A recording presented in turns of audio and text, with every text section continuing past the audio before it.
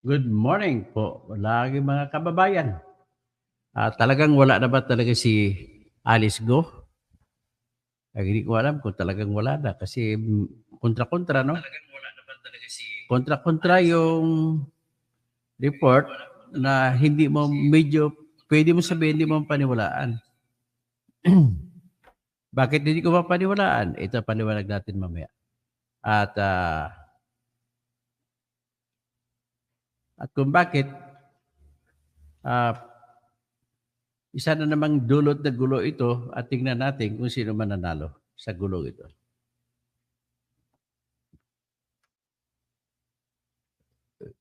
Ngayon, ang question nito, nakapirma pa siya ng counter affidavit nung petsa na supposedly wala siya rito. Kaya medyo mahirap itong kalakaran ito. Harapan ng notaryo at piskal, siya nakapirma. So, ito ang problema natin. No? So, magandang umaga kay Marie Samson. Good morning. Tapos kay Manong Rayban Channel. Magandang umaga, Kabsat. Om Reacts. Good morning, Sen. Royal Cagbay, 921. Okay, so sino pang iba? Si Elvira Risa Arizo. Magandang umaga, Alegriane. Good morning. Sam Daniel. Good morning, the future good senator. Okay. If you want a good senator, that is in me. Uh, you can choose me and you will never regret. Kaysa naman sa tulong ayaw ko na pero kailangan ko na talaga magsalita para lamang sa aking pakikibaka na huwag naman mananalo yung paulit-ulit. Kasi ulit na naman. Kampo ng mga oposisyon, maraming paulit doon. Kampo ni BBM, lahat paulit-ulit. Kasama na si Lito Lapid. Nakakahiya ang bansa natin. Harap naman kayo ng iba, kahit hindi ako boto nyo, iba naman na bago. Di ba? Ganun lang ako kasimple. Well. Buena Balbierong Carta, yes na yes, Senator 25. Kahit lahat ng binabanggit mo dyan, hindi kasama sa ticket ni BBM eh. Buena Antalan, mabuhay ka, Engineer Tuto, mabuhay ka from Los Angeles. Okay, ito po. Ipakita ko po ang presentasyon. Ang problema natin, nandito ba talaga si Alice Go? Yan ang buod ng kwento. Sabi ni Senator Risa Hontiveros, wala. Pero may ebidensya ba si Risa Hontiveros? Ang kanyang statement base sa isang dokumento pinakita niya na dokumento galing sa abroad, galing Malaysia. At nagpapakita na iyon ay entry o talaan ng record ng pagpasok ni Alice Go sa Malaysia. At nakalagay doon, babasahin natin mamaya. Tapos ito naman, nagagalit na nga si BBM kasi insulto sa kanya. At sabi din naman ng Department of Justice, insulto din sa Pilipinas. Kaya bakit nakalabas? Despite the fact na nagpadala palabas ng kautusan ang Department of Justice na tinatawag na Lookout Bulletin o LOB. Anong ibig sabihin ng Lookout Bulletin? At babantayan yung tao na nakabanggit kung sino babantayan. At kung makikita sa airport, obligado ang immigration agents o di kaya ibang ahente dyan kung nakakilala sila na tumawag sa Department of Justice na nandun si Alice Go. Ganon ang obligasyon nila. Pero bakit walang napapansin? Nalaman na lamang nung nandun na sa Malaysia, assuming kung totoo yung dokumento ni Risa Hontiveros. Sa kabilang banda, nanindigan yung mga abogado ni Alice Go na nandito pa siya, hindi pa siya nakaalis. Nandito pa sa Pilipinas. At katunayan nga, nagsumite pa siya ng kanyang counter affidavit na pumirma siya noong August 14 at alas 7 ng gabi doon sa kanyang opisina ni Attorney Elmer Galicia. At kasama pa na naging testigo ay yung Bulacan Provincial Prosecutor na si Fiscal Ocampo. So pagka ganon, may presumption na totoo sa sinabi na dito siya dahil nandun yung piskal. Sa kabila naman, may presumption na totoo kasi sinasabi rin, nagpakita rin ng tinatawag na dokumento si Senator Risa Hontiveros. Maliban dyan na corroborate yung claim ni Risa Hontiveros ng PAOK. Sinabi mismo ni Winston Casio ng PAOK na assistant siya para spokesman siya ng PAOK na na sa ilalim ni General Gilbert Cruz. Yan ay Presidential Anti-Organized Crime Commission. Ang tinututukan nila yung mga organisadong criminal syndicates. Next, sinasabi rin doon sa Immigration Bulletin, sa Immigration Agents, sa Immigration Bureau, meron silang informasyon na nasa labas na, lumabas na ng bansa. Well, ano ba talaga ito? Para hindi naman maguguluhan ang bansa natin. Okay? Well, unang-una, nais kong ipakita sa inyo na itong sistema sa ebidensya sa Pilipinas ay ganito lang kasimple. Kung magsasalita ka pagdating sa korte, hindi paniwalaan. Kagaya sa akin, nagsalita ako sa Kongreso, hindi pinaniwalaan ni Congresswoman Luistro at saka ni Dan Fernandez at saka ni Robert S. Barbers. Pero sa aking posisyon, diyan sila nagkakamali. Hindi naman kasi korte ang Kongreso. Kundi ang Kongreso ay naghahanap ng impormasyon para maging matatalino sila kung anong gagawing batas. Kaya hindi mahalaga kung hersey o hindi. Sa kabilang banda, tinanggap nila yung sulat ni Jing Capil na mayor ng Purak na hersey din. Wala nang pinakitang ebidensya. Kaya lang, pinagbumukha lang talaga akong tanga doon nito ni Luistro, ni Dan Fernandez, alias Ivana Alawi, at saka ni Robert S. Barbers. So, well, that is beside the point. Ginagamit ko lang kung ano ang nangyari. So, ngayon, ang aligasyon ni Risa Hontiveros ay sinuportahan niya ng kanyang tawag niyang digital copy. Hindi naman siya official document, kundi digital copy ng parang travel records na nanggaling sa Malaysia. At yung sa record na yan ay sinuportahan din ng PAOK ng statement ng spokesman nila na si Winston Casio. So next is, sinuportahan din niya ng immigration office na wala na nga dito sa Pilipinas. Pero on the other side, ay mini-maintain ng mga abogado ni Alice Go na dito sa Pilipinas. Katunayan nga, pumirma pa sa harap nila noong August 14. Kasi ngayon, ito ngayon, ipalabas natin ngayon.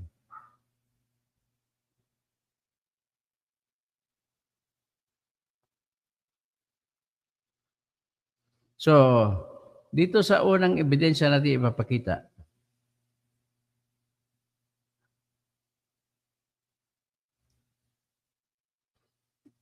Ay makikita nyo rito na una, kinonfirma, no?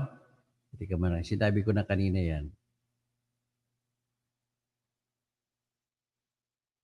Napakita ko lang yung dokumento ni Risa Hontiveros.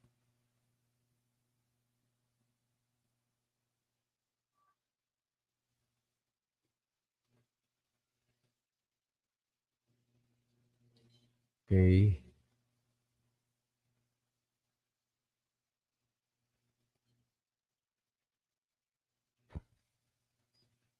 Okay, ito yung dokumento ni Risa Hontiveros. Na magsasabi na sa Pilipinas, wala na sa Pilipinas si Alice Go. Tingnan natin masusi kung paano ibig sabihin yan. Ito, tingnan nyo ha. Palaki natin. Ang nakalagay dito sinabi dito, look, Senator Risa Hontiveros presented travel records from the Bureau of Immigration showing that Bamban Tarlac Mayor Alice Go traveled several times with her alleged sister, Sheila L. Go. Mayor Go mentioned in the first Senate hearing that she is uncertain about her family ties with Sheila L. Go and Siemen L. Go, but later admitted during the May 22 session that her father confirmed that they are siblings. Okay. So, ito, hindi lang natin mabasa, pero nakalagay dito sa malaking nakita ko kanina ay nakalagay na ang passport number na nilagay dyan ng immigration ay kapareho ng immigration na passport number niya. So, pareho din. Ang problema lang, sinasabi document manufacturer kung saan giinisyo.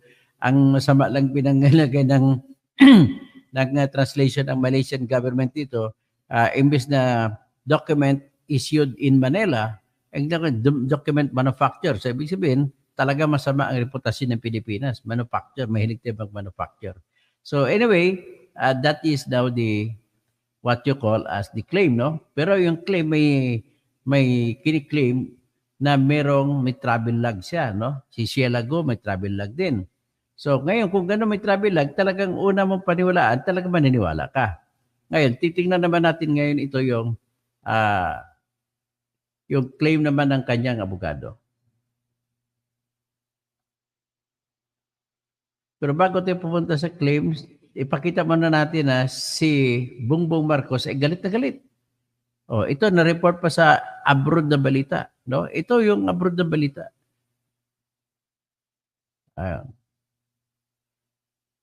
Ang dyaryo na yan ay ACMP, no? Sa kanyan, ACMP Plus, ibig sabihin ba ACMP, ano? South, parang Straits.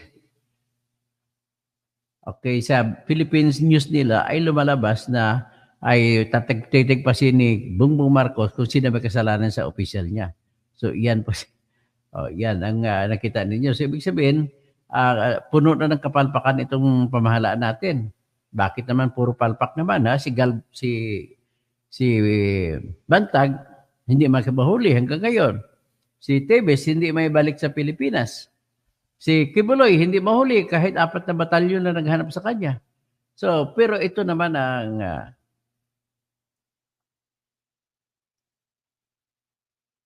may tanong dito. Basahin muna natin itong Rappler.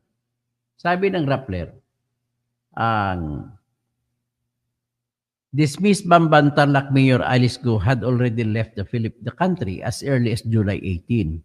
So that was according to the claim of Senator Risa Hontiveros.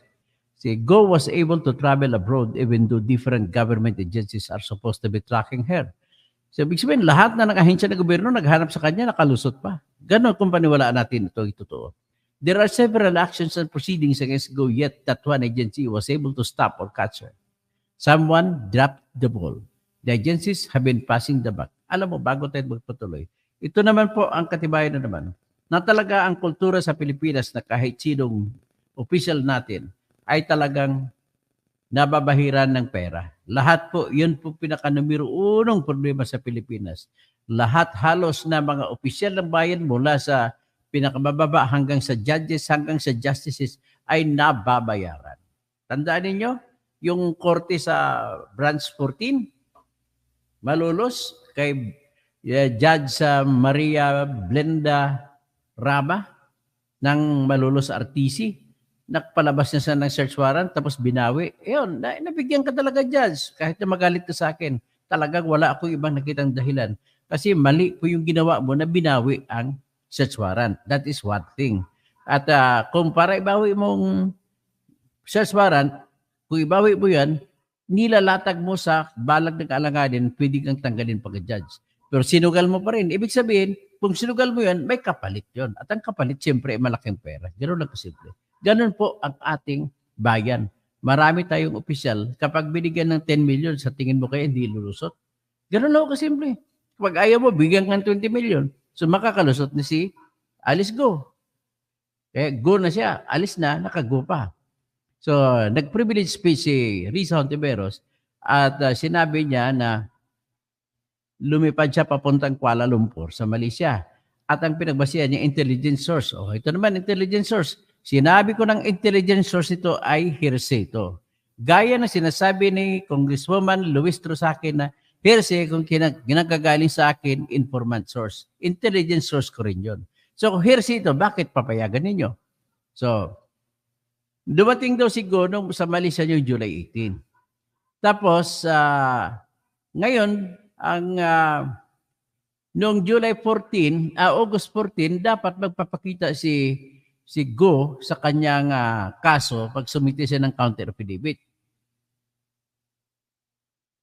Pero ang ginawa niya, nagpakita daw siya ayon sa notaryo publiko na yung prosecutor, si Sani Ocampo ng provincial prosecutor ng Bulacan, ay nagsabi na si Attorney Elmer Galicia na dating legal officer ng San Jose del Monte City ay nagsasabi na siya ay kinukumpirma niya, tinatayuan niya na siya pa ang nagnotaryo at kaharap niya si Alice Go. At si Alice Go, alas 7 ng gabi, August 14, ay nakasakay sa Toyota Land Cruiser at pumunta sa office niya. At nakita sila roon at ang testigo pa nga ay si Fiscal Sunny Ocampo ng Bulacan. So yan kinatatayuan niya. So ano ngayon ang ibig sabihin niyan? Ibig sabihin po, saan tayo maniwala? Tapos ang immigration naman, kinukumpirma naman na si Alice Go ay sa Indonesia na ngayon. Ito'y balita na ng August 22 days ago na lumabas. So sinabi ng Bureau of Immigration natin na Tuesday ay nandoon daw sa Indonesia. At dumating siya noon a month after her departure from the Philippines. A month after, di August 18, kasi August 18 siya dumating sa Malaysia. So August 18 din siya umalis sa Pilipinas. So dumating siya sa Indonesia, August 18. So July 18 pala siya umalis sa Pilipinas. July 18 siya dumating sa Malaysia. So a month later, that is August 18. Sabi ng spokesperson ng immigration na si Dana Sandoval, ay nagbumiyahe daw si Go papunta sa Malaysia mula sa Pilipinas yung July 16. July 16 pa bumiyahe.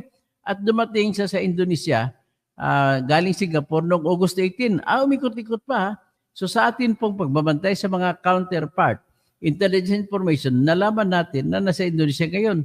Tumaywid siya from Singapore the other day, August 18. Sandoval told us radio with DCBB. So ngayon, kung ganito ang usapin, ay immigration may kasalanan. Numero 1, kung totoo man yan. Sabi naman ng immigration spokesman, nagbabacktrack tayo sa dinaanan ni Mayor Go kung paano siya nakalabas ng bansa. From then, nalalaman natin kung sino mga individuals responsible in that area. So lahat ng immigration agency nyo, delikado. So Justice Secretary Jesus Crispin Dumulya on Tuesday warned BI personnel who may have a hand in the escape of Go to come out and tell. Alam mo, marami diyang mga ahente, mga immigration agents natin, payag na sumugal.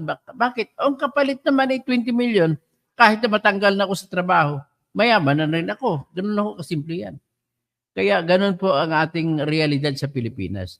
Hanggat hindi nyo taasan ang sweldo ng mga kwan na magiging halimbawa 1 million naman, ay wala pong walang titiklop. May maraming titiklop pagdating sa pera ang kwan. Titiklop nga yung judge sa sa branch 14 Malolos at saka si Judge Cancino din sa Pasay. Yung tumanggap ng 6 na milyon para sa decision sa civil case. Na-extend ang kanilang suspension dahil siguro sabi ng Supreme Court kailangan ipahabain pag suspension ni Judge Cancino at sa kanyang clerk of court na si Lagban. So anyway, pinupunto ko lang yon na ganun po kadali bibigyan, ganun po kadali suhulan ang ating mga tao. Unless siguro pag sinulduhan mo yung tag 1 million isang buwan, ay siguro tatayuan na nila siguro ang kanilang trabaho. Ngayon, parang hayaan mo na lang mura, may pera naman tayo. Parang ganun po ang pakiwari ko. So ngayon, kung ganun ang ating diskarte dito, wala na. Ang Pilipinas ay tutumba na to. Ang papasok ang China, magdadala lang ng pera, tapos na tayo hindi na kailangan bumili ng armas para matatalo tayo. Pero ito naman, ang sinasabi ng ikan, ulitin ko lang, Notary Public na si Elmer Galicia, Attorney Elmer Galicia, ay nag-insiste na talagang pumirma siya sa harap si Alice Go sa kanyang harap. So, paano ngayon? Sino nagsasabi ng totoo? Tapos, sabi naman ni Attorney Elmer Galicia, sinamahan ni Bulacan Provincial Prosecutor Sunny Ocampo at saka ni Caloocan City Prosecutor Darwin Cañete at dalawang piskal pa ang sumama kay Alice Go. Ibig sabihin, binigyan ng pera ito si Sunny Ocampo at saka Darwin Cañete. Para lang at binigyan din na malaking pera si Elmer Galicia. So, kung ako tanungin mo, pwede po mangyari na nagdadrama itong tatlo, yung dalawang piskal at saka yung si Attorney Elmer Galicia. Pwede po mangyari yan. Kasi bakit kailangan palabasin yan? Para makapagsumiti ng counter affidavit si Alice Go ng laban sa akusasyon sa kanya na trafficking, qualified trafficking. So ngayon, para makasagot siya, ay kailangan mapirmahan manotaryo. So ang ginamit niya, imbis na ang batas kasi kailangan lumitaw ka sa harap ng piskal na may hawak ng kaso. Ang ginawa niya, Hindi siya lumitaw sa piskal na may hawak ng kaso, kundi nagpatulong siya sa piskal ng provincial piskal ng Bulacan at city piskal ng Caloocan City. Dalawa pa ha. So para lamang magiging testigo sa kanyang notaryo publiko at tinatayuan ni Elmer. So sakasakali, mapatunayan na talagang lumabas na si Alice Go at mapatunayan na walang record ang Bureau of Immigration pabalik, pwedeng matanggal sa pagiging abogado si Attorney Elmer Galicia, tapos si Prosecutor Sadi Ocampo, at saka si Prosecutor Darwin Canete. So, delikado ito. Ang problema, tinatayuan nila. Ang batas kasi sa Supreme Court, hindi pwede magnotaryo ang notaryo publiko kung hindi niya nakita ang pumirma. Yan ang batas po. So, ngayon, kung gano'n ang batas, ano na lang sabihin nito? Well, let us see. Hanggang dito na lang muna ang ating vlog, no? At may manood tayo ng hearing ngayon. May hearing ngayon ang Quad Committee na kung saan natakot ata ang Quad Committee at binawi nilang imbitasyon sa akin. Hindi nila ako inimbitahan. Ibig sabihin, si Pyra Lucas hindi inimbitahan. Ano ibig sabihin ito? Drama? May si Pyra Lucas ay may bit-bit pa namang ebidensya para ipakita, ipamukha kay Jing Capel. Oh. Na kanya to mga kotse, mga sasakyan, mga bahay na pinagbabanggit. Okay? So, ang tanong ko lang, Congresswoman Luistro, tinanggap ninyo ang hearsay na walang ebidensya na sulat ni Jing Capel sa kanyang claim na wala kaming basihan. Tapos yung aking pagsagot na galing sa informant ko, na intelligence information din yun, hindi mo tatanggapin. Bakit? Napahiya tuloy ako sa mga baser ko. Okay lang yan. Pagpatuloy natin laban. At tandaan mo yung pangako mo, mag-execute ka na ngayon ng affidavit na ibibigay mo sa amin ang kotse, 3 kotse, at saka kung yung bahay mo, kung mapatunayan namin na sa iyo yan. Sige, mag-antay ka, hagilap kami ng mga ebidensya. Hanggang dyan na lamang po tayo at magandang umaga po sa lahat. At isang magandang umaga. Let's go!